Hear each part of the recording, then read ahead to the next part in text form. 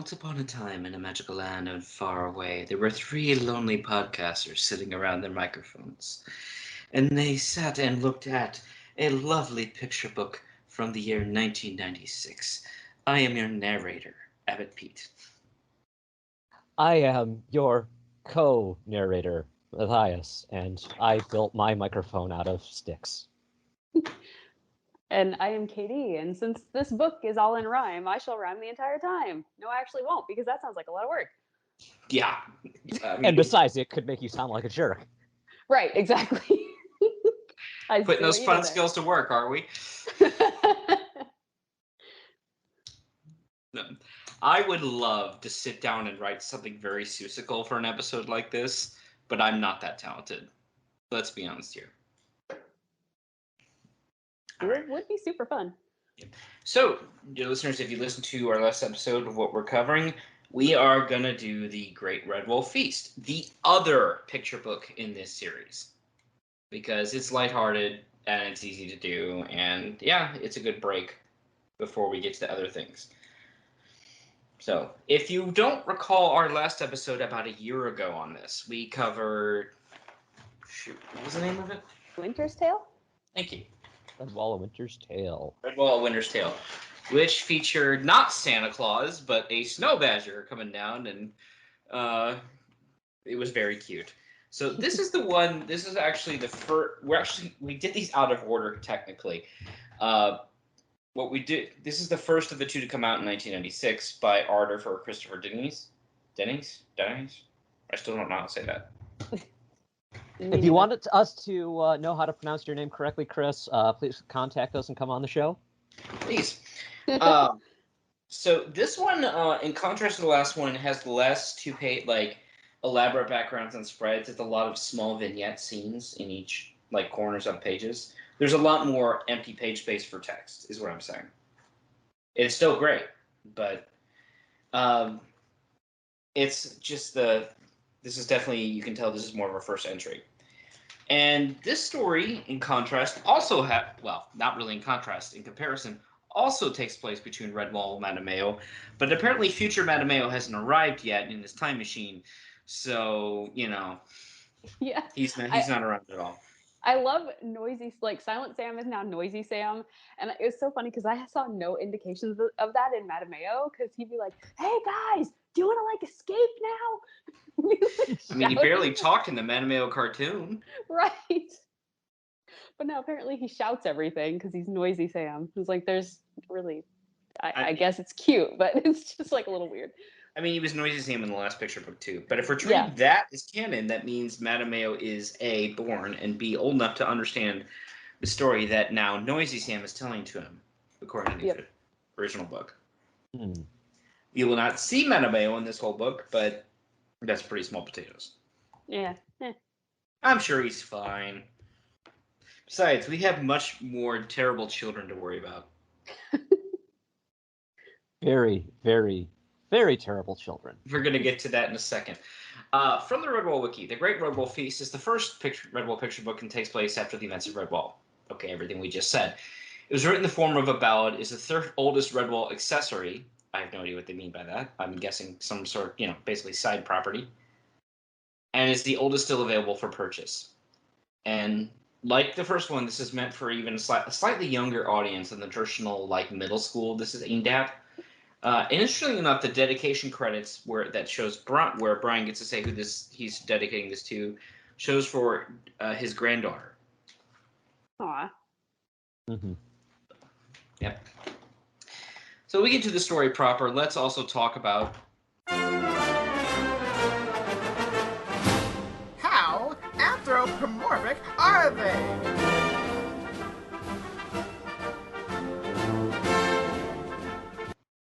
How anthropomorphic are they in this one? Like the previous book we covered, this leans more on the traditional more on the feral side than anthropomorphic. That's not to say most of everybody is wearing clothes. Pants seem to be optional, like the last book. But it's not everyone. And while most everyone in the book seems to walk on two legs, there are exceptions. Constance is not wearing nothing and walks on all four, apparently. Then again, she is like octuple the size of any other creature, so she needs to fit and be on their eye level. Yeah, I'm not complaining about that. So her head is the size of a mouse. Yep. I mean, it's not quite the same scale as it would be in real life, but because badgers are definitely the size of a small medium dog. European badgers are definitely the size of small medium dogs in real life, rather. But yeah, she towers over everybody in both height and girth, to be certain. Which Even is why Basil. no one is commenting on her clothes because she's just so big. Like you don't want to. I mean, yeah. I don't think that's gonna. I don't think. I mean, she's big enough to do what she wants. I don't think anyone's gonna tell her no. At this point. All right. That being said, let's get to our plot. And kind of like the first one, this begins a fireplace of an older fellow telling a story to Dibbins. Oh, ain't that cute? Mm-hmm. Yep. You're gonna hear us say that a lot in this episode. I'll try to limit it. I did get picture descriptions again, but they were nowhere near as detailed as the ones in the cookbook. I mean, they were fine, but as far as like the pages and pages of like room description, which I nerdily really loved, I didn't get that. I got the basic idea of what was going on, so that's fine. Well, our story begins proper, and once on summer days on a gold long ago at the Abbey of Redwall, which some of you may know, and that's all I'm going to say before I get hit by copyright. But yeah, it begins with that kind of the exterior of the Abbey is some distance away, but you can see it. And again, I mentioned this last time a year ago when we covered the other one, but it's showing more than the one central building that the cartoon never developed. Mm-hmm. So, and castle parapets, and yeah, looks good. I will say, I've seen this picture in multiple locations on websites throughout the Redwall fandom. It's, don't want to say like super well known, but I think if you've been in the fandom long enough and visited enough sites, you've probably run across this image and a number of the other pictures that you are going to see in here. If memory serves, the original Redwall website back in the dark ages of the modem era basically began with some of this artwork. Yes. But apparently, the big whole plot over this book is that the Redwallers are totally planning this totally secret feast that the abbot doesn't know about. And you can tell by my tone, he genuinely doesn't. Of course not. I mean, it's obvious to keep a secret at Redwall. It's, you just don't tell anybody. There's no way they're clever enough to pick up on such things. To be fair, Matthias, how many things have they lost and later recovered over the years? Library. I was actually referring to Martin's tomb, but that works too. Yeah, I mean, I think it's at least once or twice a book that they have something that they just stumble across. It's like, how did you not know this? I'm just thinking of the Divins, who it's only by sheer luck and plot armor that they're not grievously injured or killed when they, sneak out of the Abbey and get lost. Oh, hold on to that thought, because there's going to be a Divin who isn't grievously injured shortly, but probably should be by the parents out of anger. So. Yes. Yeah, Go ahead. I'm convinced that, until they leave Dimonhood, they're impossible to kill. They're immortal. Yes. There can be only one. No. Look at that. But so yes, apparently Moralphidus has fallen asleep in his chair, and he's totally gonna be surprised. And yeah, there's our friar Hugo, because again, between Redwall and Metameo, and he's having a grand old time directing this feast. Because the abbot can't smell this being cooked or anything. Right. And this is also worth mentioning. This is food porn, the book. I was going to say, yes. Do the pictures look delicious? Yeah. Yes. Oh, good. I mean, some of the pictures of the food items can be a little bit generic. Right. But it's certainly all the stuff that you would expect to see at a Redwall feast. So Well, that's good. I think all I got was like, mice are carrying various foodstuffs. I was like, well, you said the word foodstuffs, which I think is kind of a funny word, but that doesn't really give me an idea of what the foodstuffs are. Hmm. But we're told this range, everything they're cooking ranges from, and I'm only going to cover some of them. Breads and cheeses, salads, tarts, puddings, cakes. More on a cake later. There's a particular cake to address, and yeah, they're just going all out because they just want to. I love that they point out specifically candied fruits and honey sweets. Doesn't that take a long time to cook? Like more than an afternoon? I would assume so. So this is probably like a multi-day affair. Mm-hmm. Yeah, but they can totally keep it a secret from your frickin' leader. Yep, of course. Okay. Because Dibbins can keep a secret. We all know this.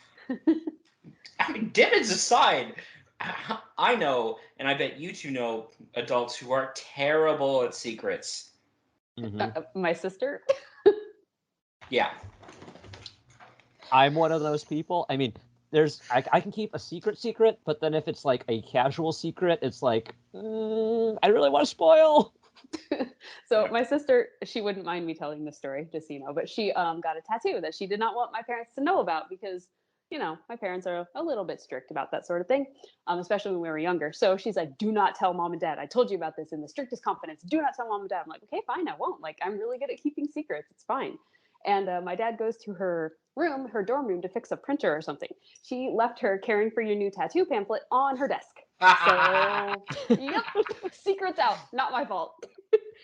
I mean, yeah, your sister wrote her own receipt there. That's to be certain. Yeah.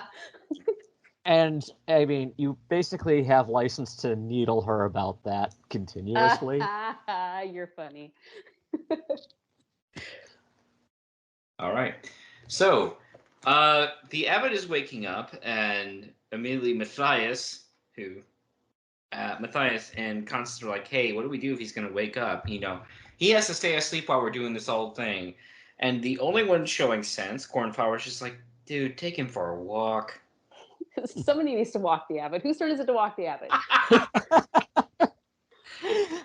Both two of them agree, and that's probably smart because based on what could be out in Mossflower, you're sending the warrior and the lady who also likes to pull discus throw various vermin. Yeah, you'll be fine. Yep. Oh, and bench presses with the entire great table. Yep. That's still one of my top 5 Redwall moments in the entire series, by the way. Constance lifting up the entire table, and the rats are going, "Oh, maybe we're in over our heads a little bit." And Clee's like, "I need to change his shorts." Yes. All right. So yeah, the abbot's like, "Huh, okay, I'll go on your hike.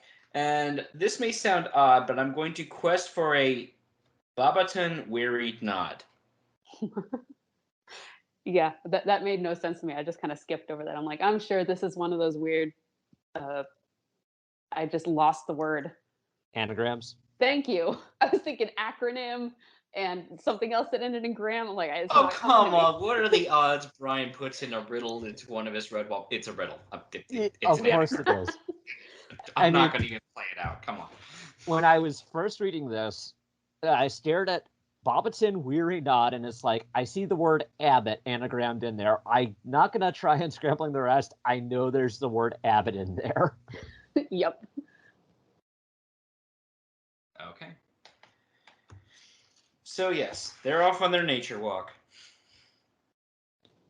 So, and the next page shows us kind of the Abbey grounds that, I mean, frankly, some of these doorways look big enough for Constance to get through. Like, defying the scale defined in the original book where she has to sleep outside. No, she really doesn't. I think she just likes sleeping outside is what I got. Like she doesn't she just doesn't like all the crowd, like all the, what do you call it? Like the limited Hallways. space. Yeah, the hall, like the, you know, lots That's of people fair. around. She just likes to be out in the open. I mean, because she made it into Cavern Hole for the meeting of, oh, give a rat a bad name. She's like, shut up, you idiots. Let the abbot talk. Wait, Yeah. does Formal go with him? Because that's his last statement on that page. I think he does, doesn't he? Mm-hmm. Oh, okay. So it's 4 of them. No, I mean that keeps the type. I'm just thinking of how many foursome parties go out there, and usually one is a mole. So. Or chieftains going forward. Oh, get out of my head, sir. Not always. Not always. So. Okay, and Noisy Sam's like, okay, they're out of ear range. We can hear you. No, you can't. This picture of Noisy Sam, I swear I've seen at least on 3 different Redwall sites. I'm pretty sure this was on the Prime Redwall site back in the day.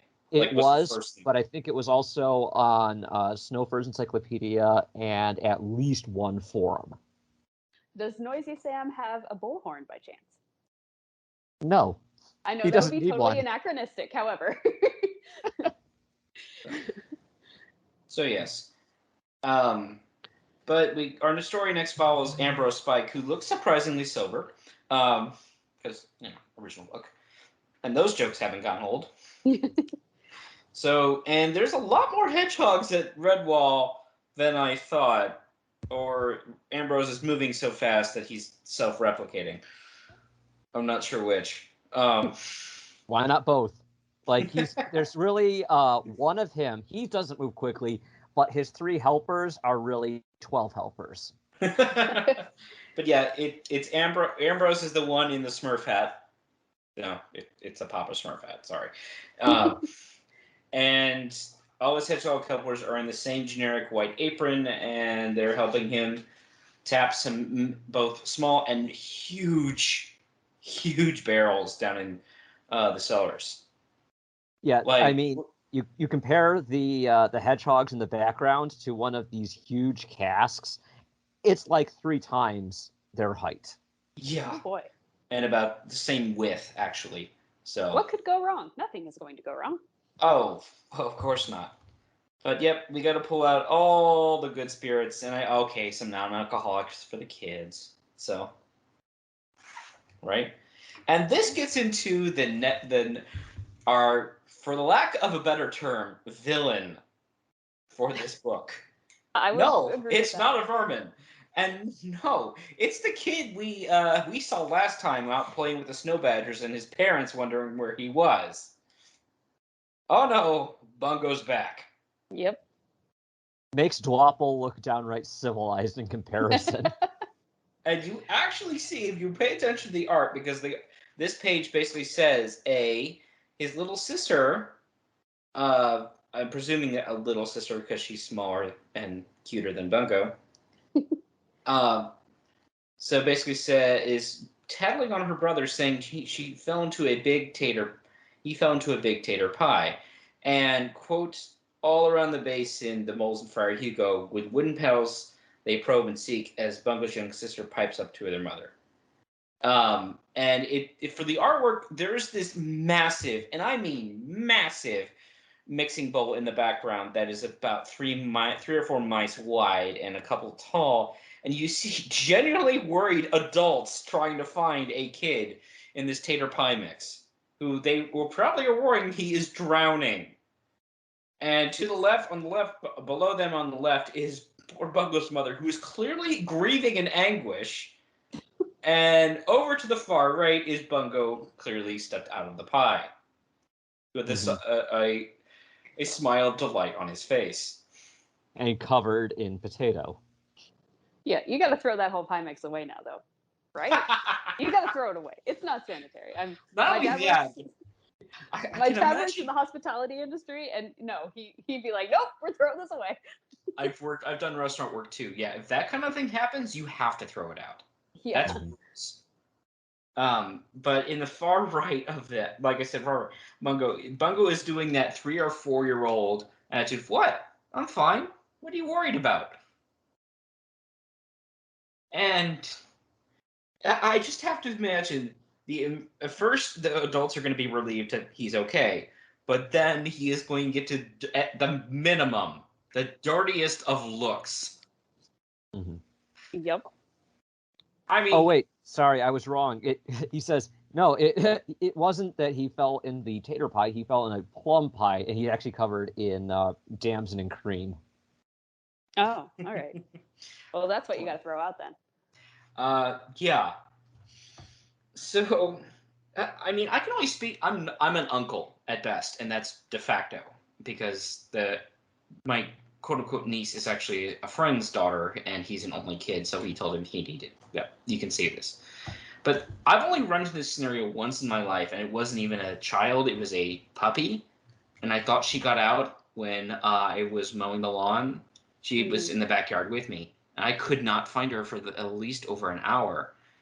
And I was about losing my mind. And this is just a puppy, going to, because I was worried, what's going to happen to her and everything else. Thankfully, she was okay. I found her just shivering in fear, low to the ground behind some bushes. Oh. And I felt so bad about it. But that was me.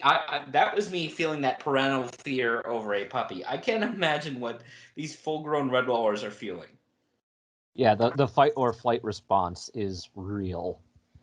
Just adult fear? Yes. Yes, it is. Mm-hmm.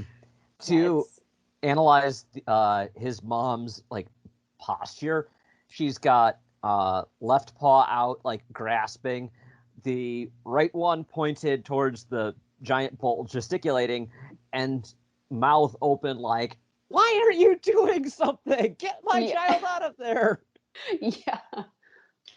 And some of the other adults on the ground are turning over baskets where they think the kid might be. But no, he's fine. Yep. And this is his first naughty action. He has a rather jaunty posture, just like, "Hey, look at me! I fell into a pie! I'm little Jack Horner!"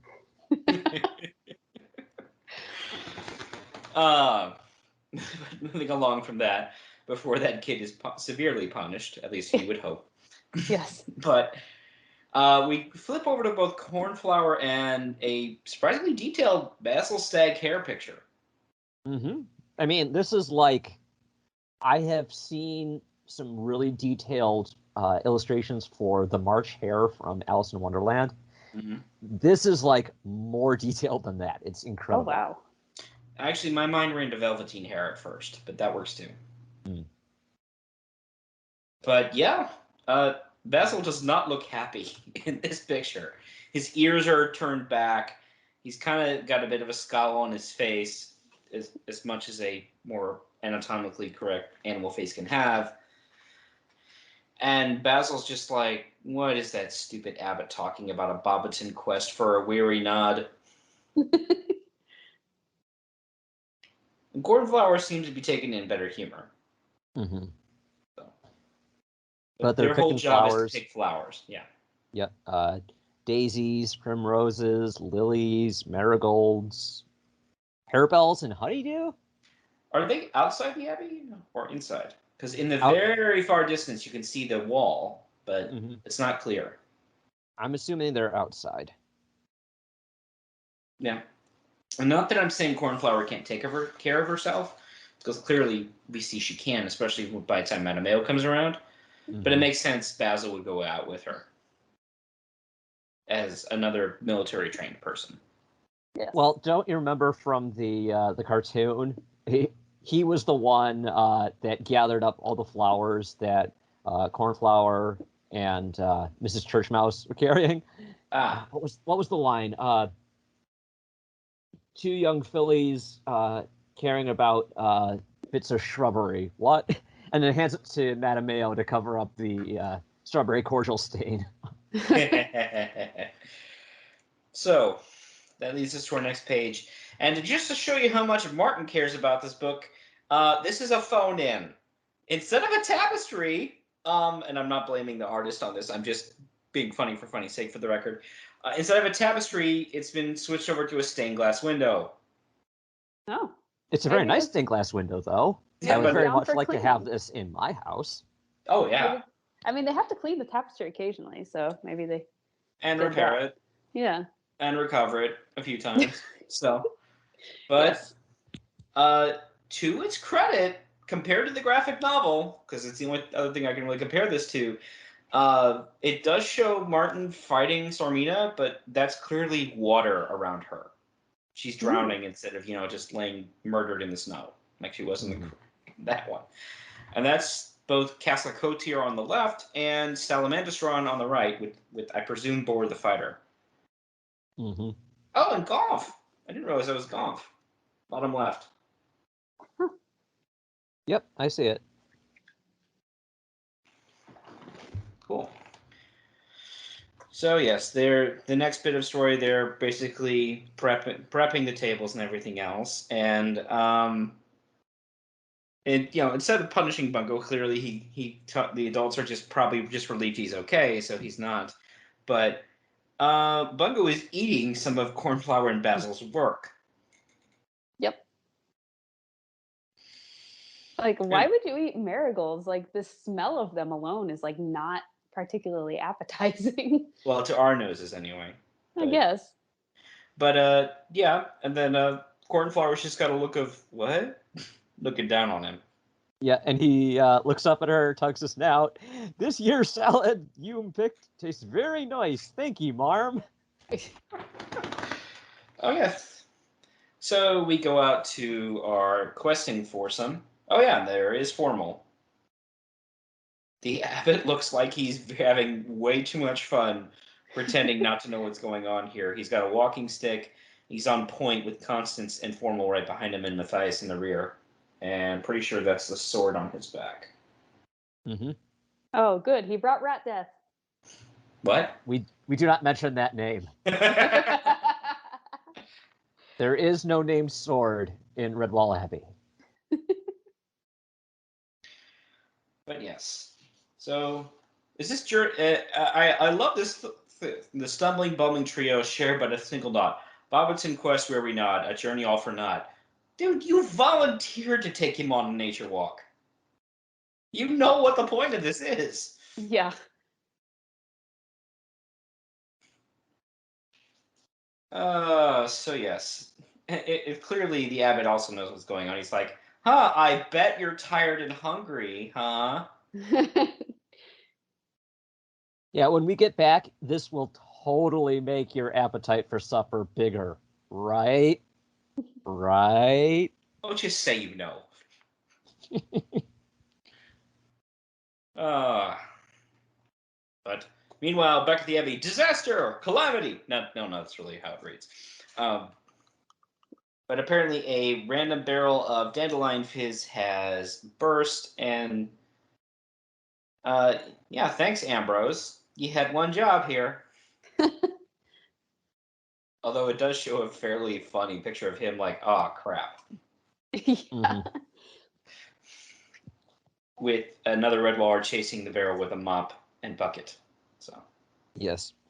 Actually, this picture of him just with this oh no look, you could very easily just cut this out and turn this to an emote on basically any website that uses emotes. It's perfect. We're also told that the Youngers are freely chasing this random barrel rolling around because, hey, they like dandelion fizz, even if it's on the floor. 5-second rule? Yeah, sure, why not? At this point, it must be like more like a 5-minute rule or maybe even a 15-minute rule. And there's Skipper. I'm getting me mallet. Yep. He's like the hero of this story. This is our pirate Yar Skipper from the last picture book with one one eye and an eye patch. And the prose mentions it. It says, when the barrel speeds by, Skipper's sharp roving eye. The left one, of course, for his right has a patch. Yep. And you basically... Wait. I just had this really random, terrible thought. Please forgive me. Oh, no. His real name is Fury. Skip Fury. I'm here to talk to you about the Mossflower Initiative. That's not a dated reference at this point. So, but yes, he basically Skipper's with him and his mallet, basically stopper the barrel as it rolls by him. And now I have the image of him doing it like a golf club. 4. Nice. Oh wait, you have to do the super cartoony thing where it bounces off like several improbable angles, including somebody's nose, before lodging itself perfectly right where it's supposed to be. But yes. And then we have a scale just to show you how big these otters are. Like, Constance already is huge. We've established that. But there's Ambrose dancing on top of the said naughty barrel, and Skipper is easily, what, 3 times his height?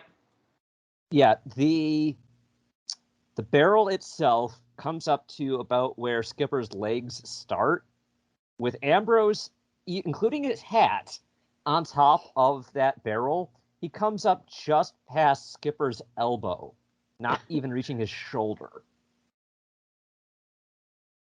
And Well. Skipper looks way too satisfied for himself. I'm a He good just skipper. he did a cool trick. Yep. And back, we're told back briefly in the woods, because we only get a picture of the abbot. All right, guys. Well, let's head back. Our quest is halfway done. I feel bad for Formal. Questing, bobbing, and nodding far away from home. You're not far away. Oh man. I mean, don't get me wrong. You made it farther than the ditch than some other Redwall characters don't, but yeah, you're not that far. The next is a 2-page spread that shows them just out in general Mossflower, which is less woodsy than you'd think. Mm-hmm. Like, it's a grass clearing with butterflies and trees in the distance. Yeah, like one of those areas that is just randomly open, but it's got trees all around the outside edge with a couple of gaps in the trees that lead to other similar areas that are open but have trees. Mm-hmm. And our quartet is now Father Abbott trotting ahead with Formal, Matthias, and Constance behind him. And there's obviously the sword there. Mm-hmm. So, we know that Redwallers like to feast for no good reason, or any reason at all. And I'm not knocking it, because hey, that's what they do. But our next bit is here, and Bungo number 3, but we'll get to him in a minute. Is this massive, and I mean massive, cake that no oven could fit. So clearly they cooked it in layers. I get that. It's But huge. yeah, it literally shows 2 Redwall cooks on ladders to affix the icing. And I don't even know how they reached the top 2 layers, because that's like above their reach. That's Yeah. impressive. The cake, if I had to compare it to something, it looks to be about the size of Constance. That's probably a good metaphor, honestly. Yeah. Wow. A huge Constance-sized, like, tiered layer cake. Yeah.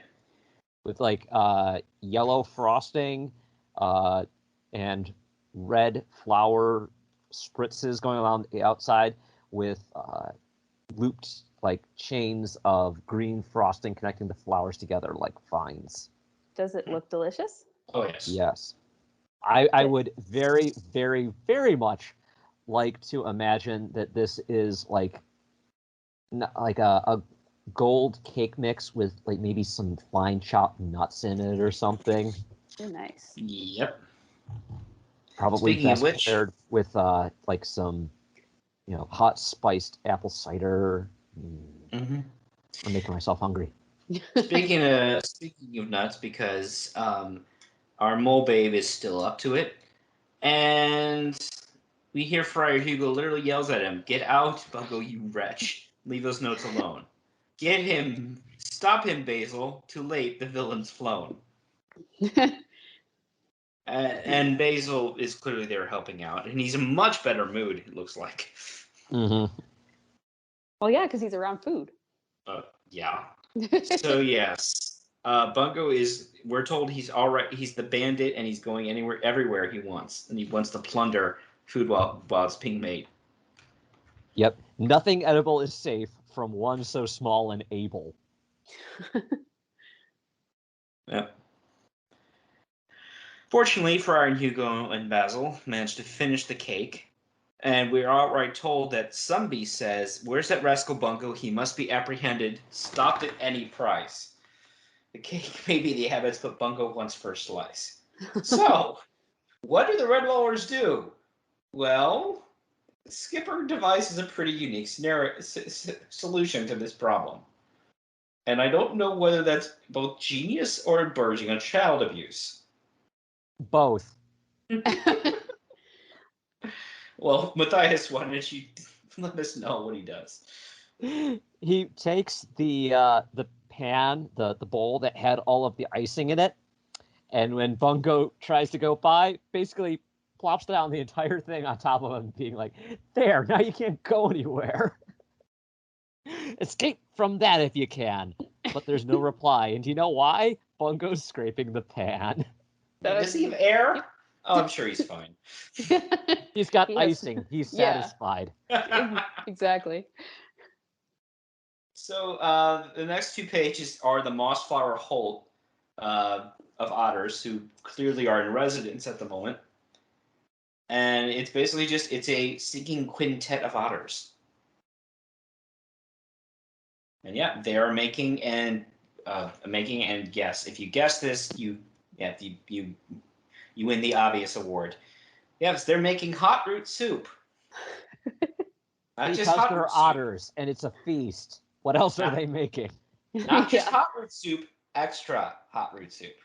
Oh yeah, he just counts. He's like, isn't it like 6? 1, 2, 3, 4, 5, 6, and more or something? Yep. Just keep throwing it in. But only an otter can make it? I'm not sure that's true. But yes. Oh, and apparently this is enough hot root to melt the pattern off the plates. Yes, this is like chemical burns. What was this last book where we mentioned that there was or back in the era of Mossflower, there was a chef there who was making earthenware? Is this where all her dishes went? They just got melted by hot root soup? Yeah. Goody Stickles' good earthenware just melted in the face of Skipper's hottest root soup. Yep. The next is a 2-page spread of 3 singing otters, including Skipper, who is surprisingly not the biggest one. Like, there is a Andre the Giant level otter there. It's kind of hard to tell if that's intentional or if that's just perspective. Could be, yeah. But yes, they're basically dancing to a song and I know it's a song because unlike the rest of the text, it's in italics. So. And it reads like one of Brian Jakes' songs. So. Oh, absolutely. You even see the ingredients for hot root soup in the background: shrimp, onion, and I'm presuming what we can't see is the other ingredients. Mm-hmm. There's a bale, a jug, a corpse jug type thing that's more jug-like. I don't know. I am not up to date on pottery. At one point, like when you were talking, I thought you said corpse. I was like, wait, there's a corpse? This got dark. Oh yeah, it did. Oh yeah, it's all these shrimp corpses. Yes. Oh, okay. right. So our next page is Noisy Sam, who is keeping vigil on top of the wall. And where's Jess in this? Oh yeah, she went out to find Mr. Squirrel for the party. Yeah. Oh. Or she and Mr. Squirrel on a vacation. We'll go with that. She'll make it back in time for the events of Madame Mayo. Yeah. But yeah, Noisy Sam is keeping and hey, Bungo! Guess what all of you kids are getting, whether you want it or not. No! Yes, bath time. Wahahaha. How dare you laugh? It's time for your bath. Did you guys mind baths as a kid? I really didn't. Not really. No. I mean, maybe. Yeah, maybe there was a point when I was 2 and, you're always contrary. When you learn the word no, yeah, kids do that, but not really, no. I learned from an early age to do what my parents said because things went easier for me. And then they would do things for me, which I liked. Right. It's better to get favors from your parents when, you're obedient. Listen to your parents, kids. Yep. All right. So, yes, the next page is all the youngins inside bathtubs. Or Katie's references the corpses and soup earlier would be bad at this point. But yes, it's clear the kids are getting bathed, and Bungo still hasn't learned his lesson about behaving himself, and he's trying to splash what is probably cornflour there. I say that because she's a mouse and she's wearing blue, which has been her color this whole book. Bungo adds to bath time troubles, squirting water at all about. Oh, he likes it in here. Oh, I ain't coming out. Cool, we're going to eat all your food then. Yeah, you won't get the first slice of cake. Sorry. And then there's, in the lower right corner of the picture, there is a mouse babe, from the house mouse babe, running off with no clothes on, and his mole caretaker is not having that. Get back here, I need to dry you off. Yep. So, let's see, is there anything else on the page? Yep, it's just more, hey, we're still prepping this, and there's Ambrose Spike rolling another barrel. Don't break it. Okay. How many barrels is he bringing out? All of them. Oh, dear. So there's going to be hangovers in the morning, is what you're telling me. Yep, and sugar highs for the children. What morning? It's going to happen now, and it will continue to happen. So the next page shows our foursome at night walking through the woods. Clearly, Redwall's in the distance. It's just past twilight, so there's no streaks of yellow or red left in the sky. It's all firmly blue, but it's not a dark blue yet. Just enough that, because you don't want to go through the woods at night, kids. Not like that. So if they had been out too much later, they wouldn't have probably been able to make it home as easily. Might run into some whites. Mm-hmm. But yes, they're like, hey, there's the Abbey! And Matthias is leading this time. And they get back, and are those supposed to be Japanese paper lanterns? Huh. I think so. Neat. So yes, they get back, and the Great Hall is decked out in what looks like Japanese paper lanterns. And and there's the abbot, and he's like, hey, cool, you guys made a feast for me? I never knew. Wink.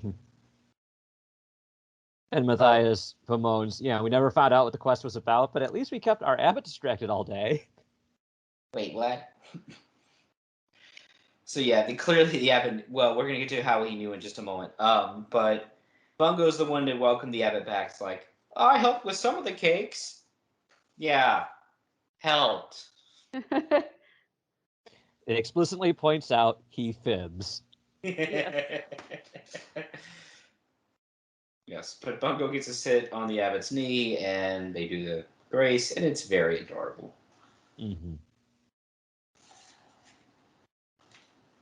So yes, the next page is the feast as it goes on, and it's food porn. At least what we can see anyway. Of the food. Most of it is just people chatting and laughing, and Basil looks intoxicated. And there's two bagpipers who, when I first saw this image, I'm like, wait, are they holding rifles? Was the first thing I thought. Mm-hmm. It looks kind of like that, but it's kind obviously of more bamboo. World War I. So yeah. It's made from bamboo, and it's like, you wouldn't make a rifle from bamboo. No. That would mean bad. Boom. Instead. Try that. Yeah. And this is what I was saying earlier with the internal abbey structures are definitely big enough for Constance to get around because they're massive. Yeah. Mm-hmm. It looks like a proper Great Hall. Yeah, easily ceiling that's probably, because we can't see it, but we can see how high the arches are that are holding up the ceiling. But you could guess that it's easily 2 to 3 constances high, stretching out as high as she can go. Yep. And our next page it's more about the serve of soup, salads, cutting the cakes, and okay, where did that mole get Mickey's garb from Sorcerer's Apprentice? Obviously, no, it's not Mickey, quite the same at all. Actually, I'm just making a joke. No, I mean, Mickey is probably somewhat the inspiration for it. It looks absolutely. very similar. So, I mean, he is a mouse. So, can we say that Mickey stopped by Redwall one day on his way to film somewhere in Mossflower Woods? Haha, don't mind me. Just scouting out new properties to own. Oh, I got it. They wanted to buy Mossflower Wood to use that as the set for Winnie the Pooh. Oh, there you go. Or maybe the new Robin Hood CGI. Fair. Yep. Yeah, that's going to be interesting when that one comes out, but that's not what we're covering today. I love the description of the feast, though. Like, in all the books, I love the descriptions of the feast, like with the music and the food and the laughter. It just makes me feel very warm and happy. And in this one, we don't have, like, any distracting, sad side plots of people having to fight and stuff. So Or it's just a vermin army over the next hill. right. It's just the happy stuff. Yeah. I mean, here's Strawberry Fizz, there's October Ale and Dandelion Cordial by the pail, hot damson pudding, cold junket sweet, warm blueberry scones. They're nice to eat. They are nice. I want to go to this feast. Right. Hey, they even made Jell-O. How did they do that? I have no idea. But it looks like that weird Jell-O from the 50s where it's like, why did you put cabbage in there? What's with the diced pineapple?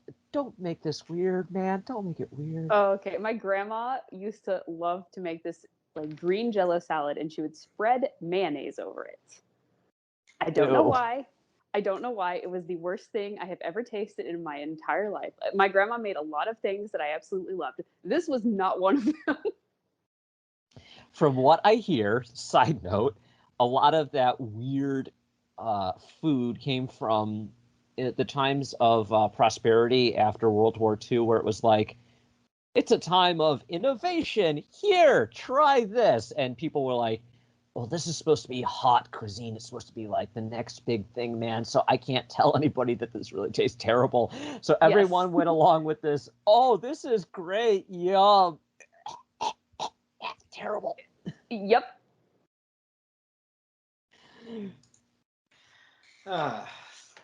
So yeah, and there Bungo is eating an entire slice of the cake to himself. It is the size of his torso.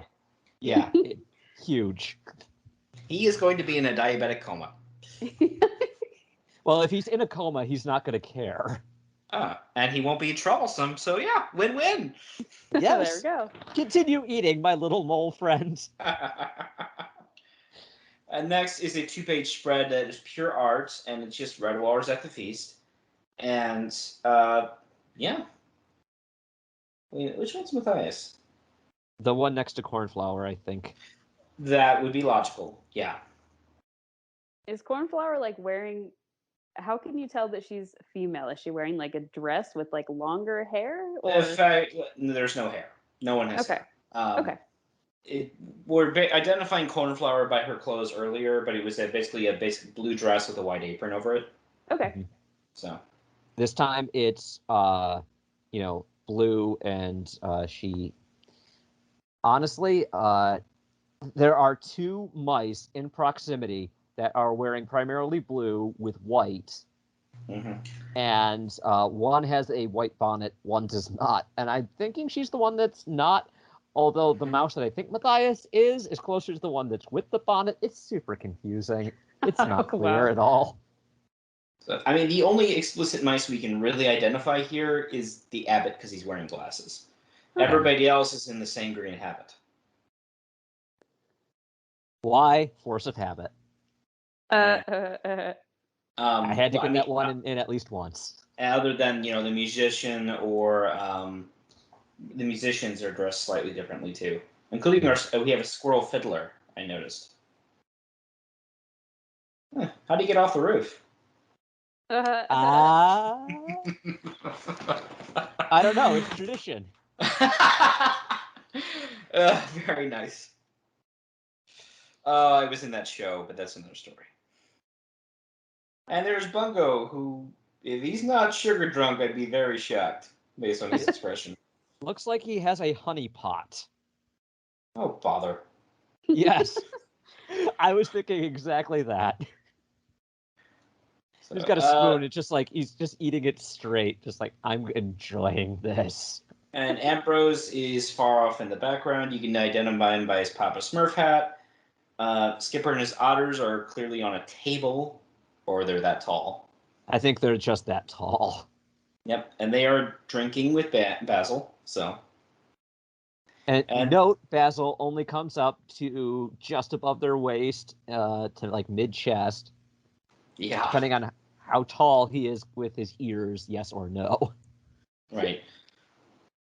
And there's Constance in the on back right, who is massive. She's putting on weight for winter hibernation. So, Mm-hmm. yes, she's also not wearing any clothes. So, okay. But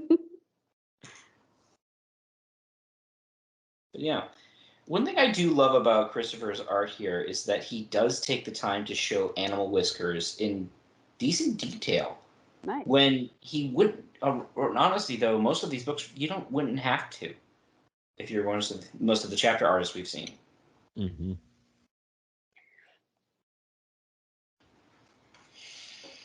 Okay. So, the book we're almost to the end here, but the next one is an exterior shot of Redwall on the outside with, I presume, the bell tower, because the first paragraph is about a single. Wait, what? Well, it mentions multiple bell. bells earlier in the book, the Abbey bells, so it sounds like they're just ringing one of the bells. Okay. Okay. Otherwise, we'd have continuity. So we're told that this is nearly midnight, or is midnight, and most of the kids and elders are in bed, but the adults are still up, drinking. It's very adorable, and Mungo and the Abbot have fallen asleep in the same chair. Aww. And their heads are kind of like pressed up against each other, just like, I can't stay awake, man. Neither can I. And there's a scroll that falls out of the Abbot's sleeve, and Cornflower grabs. And we know it's Cornflower because the book tells us, and in her artwork at the bottom right shows a mouse in a blue dress and white apron. Yeah, so if we go back one page, it's Cornflower is the one on the rightmost side of the left page. Mm-hmm. Now the question is... she's joining hands with the Abbot. Yeah, and I think that's Matthias on the left side of the right page that goes across the divide. I think that's Friar Hugo, and my rationale is he's been wearing an apron this whole time. And there's a patch of white there, and I would wager that's Matthias on the Abbot's other side. Okay, yeah, that would make sense. I mean, I've been to enough social gatherings where couples, if they're talking to somebody, will actually flank either side of the person unintentionally. I don't know why. It's just a thing we do. Yeah. So, yes. And Basil's like, what does it read? Oh, she starts laughing at this silly piece of parchment. And, hey, remember that whole Bobbiton quest, Weary Nod? Yeah, as we spoiled earlier, it's an anagram. It's an anagram. As they put it here, they gaze amazed, bemused, and dazed, and can't believe their eyes. They thought their abbot was old and silly. Now they know he's ancient and wise. Or he's just not stupid and can see when people are prepping a feast. So, but yes, it shows that he put some thought into this. Even wrote it down. And put it to verse, which is somehow a bit worse. They got very bored about the internet, okay? But yes, Bobbinson's Quest becomes Abbott's Banquet. Weary Nod becomes Ready Now. Okay. That's fair. Yep. And our final page is what you would presume is the Abbot, He's in a red robe and a fez hat. Actually, it's not. If you look at the opening picture, you can see it's actually a squirrel, and you can tell by the final verse it's actually tail. Sam. Yeah. Oh, this is supposed to be Sam. Neat. Mm-hmm. Aw. Well, we could probably pretend one of those is Martin II. So. But yes. Yeah, Sam's doing this final readout, and he's like, it's like, and he's basically all the kids are knocked out from the story, and there's a mole holding one of the other kids in the background. He's just like, goodbye, my friends. Come back sometime. Maybe I'll read you another rhyme. Our names and address, should you wish to call. Bungo and Sam. Oh, that's Bungo. Yes. Sam, the Abbey Redwall. I didn't pick. Oh, Bungo, I hope your kids are acting exactly like you. Yeah. Yes. I'm going to assume that mole babe that's sitting on Sam's lap is probably one of Bungo's grandkids.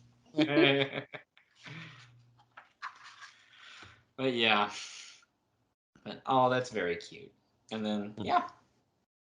That's the book. So what I think of this, kind of like, well, before I get into that, and if I mentioned this last time we covered a picture book, I'll mention again. I first discovered this when I was first going through the series when I got it from the library, and kind of that back then I thought, oh, this is cute, but this is definitely for younger kids. And as an adult, rereading this now, and I'm like, again, cute for younger kids, but I guess I smile at it more than the other ones. So Yeah.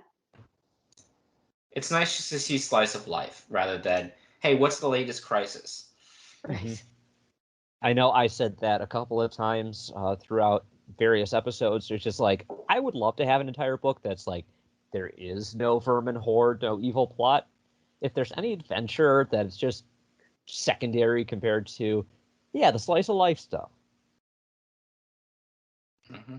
Yeah, and I mean the closest we got with that was Tagarong, where they kind of did a lot of the day-to-day Abbey activities, like the wall race and the just general life stuff, because the vermin didn't show up until like the last part of the book. They didn't show up to Redwall anyway.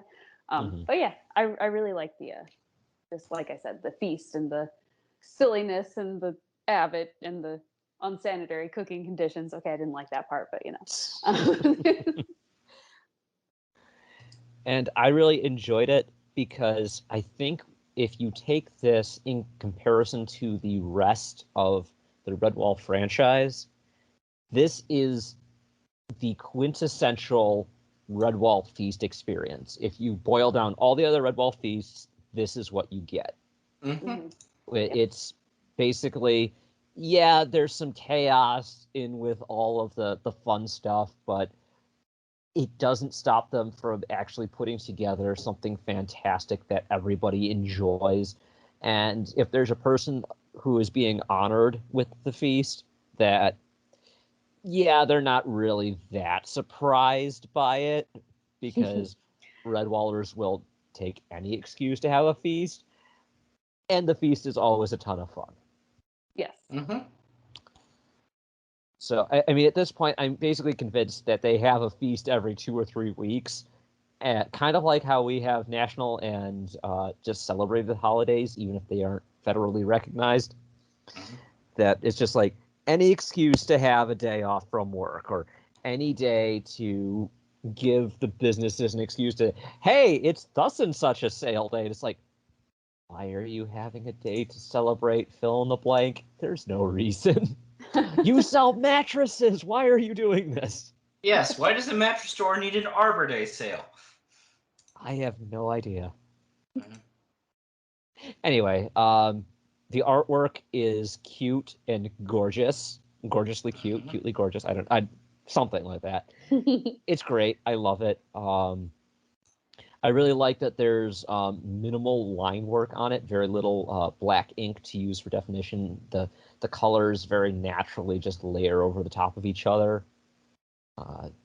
The colors themselves are muted but not dull. There's still a vibrance to them. Mm-hmm. but it doesn't feel like I'm looking at these pictures and going, "Oh, my eyes! The colors are so bright." Very much the sort of thing that when you're reading in a lower light condition, very much something a kid would get sleepy looking at, just because there's nothing too exciting going on. And if read with a quiet enough cadence, yeah, a kid would probably fall asleep to this like that. So, all in all, I very much enjoyed it. Maybe I'm a little bit more biased towards it because I work in a library. I handle literally hundreds, if not thousands, of different picture books in a month. So I have some opinions, but I very much enjoyed it.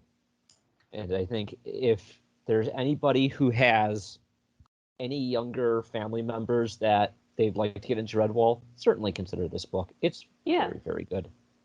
Mm-hmm. Anything you want to add to that, Katie? I was just thinking of these like short little books that we've done throughout the years, and I think my favorite is still the kind of story that goes along with the cookbook. And I can't figure out if that's because the picture descriptions were just so more rich and detailed, or if there was a longer story to get involved in. But that one's still my favorite. I did like this one though, just like I said, just for the warm and happy of the feast. I will say, if you want the longest picture book, I think that might be The Tale of Ursa Brunov. I'm not sure if it has more pages. I think it's actually might be fewer pages, but each page has at least like 4 or 5 paragraphs worth of text. There's a lot there. I think I did have that one. I don't know if I've read it, but I have it. I've never seen it, so I might have to. I'd have to pick that up as when we finish into next year. Speaking of which, let's talk about our schedule here, folks. Yes, we're recording this in October, and yes, we'll bleed into November because, yeah, that's more my fault. But the first episode of Castaways, Book 3, will come out in the month of October. We're recording it next weekend. Woohoo! Whee! That's going to pretty much take us through November, and we'll figure out if we want to do anything in December besides the typical food episode. But at this point, and this is more my fault and some scheduling things that have happened in the background, but yeah, we'll start Martin the Warrior next year. It's just going to be easier if we don't divide it. Mm-hmm. Yeah, makes sense to me. Mm-hmm. Plus, we have to have a lot of continuity and build up to Rose's death. Oh, sorry, spoilers. What? That's going to be an interesting conversation because I've gone and watched Martin the Warrior like a year ago, just kind of out of cure. And yeah, that scene has some liberties, but we'll get to that when we cover it. Yep, exactly. All right, that being said, folks, you can find us at recorderonthewall.com. We are semi-active on the Redwall forums and our Reddit's the Redwall subreddit Argulalia. Our Twitter is ROTWPOD, and our primary fan contact email is ROTWPOD@gmail.com. You can also reach me at pete@frustratedpodcast.com. I should also make a mention of that other show and a part of the reason the scheduling thing. Folks, frankly, Jeremy asked to take some time off the podcast, and we certainly wish him well while he goes on his nature walk. So, looking for Mr. Squirrel. So. Indeed. If and when that other show starts back up, I'll certainly let you guys know. But we'll keep doing this while we go along. Any final thoughts before we sign off, folks? We are on all the podcasting things, if I could even say the word podcasting. You know. Thank you. I knew I forgot something. Yes, we're on Apple Podcasts. We are on Google Podcasts, and we're on Spotify. And then there's some podcasting services out there that love to love to grab us without and then list our stuff anyway. I mean, it still comes from the same media source, so it's not a huge deal. But we're out there on I'm sure we're out there on those too. Speaking of which, reviews. No, we don't have any new ones. So, but if you do give us a review, a named review on iTunes, we would certainly we'll read it on air and thank you there. Because we love you. And you're lovely. Watch, we're gonna lovely people. Indeed. Which will get like a 1-star review next.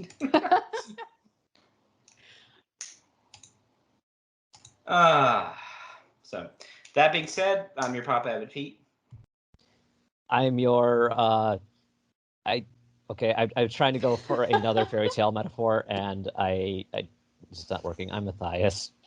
I'm your princess in the tower, Katie. I thought you hated the damsel in distress trope. Oh no, she's the self-rescuing princess. Don't worry about it. I'm in a skyscraper in an apartment building. I thought it made sense. Okay, fair enough. All right, kids, there's your story. Go to bed.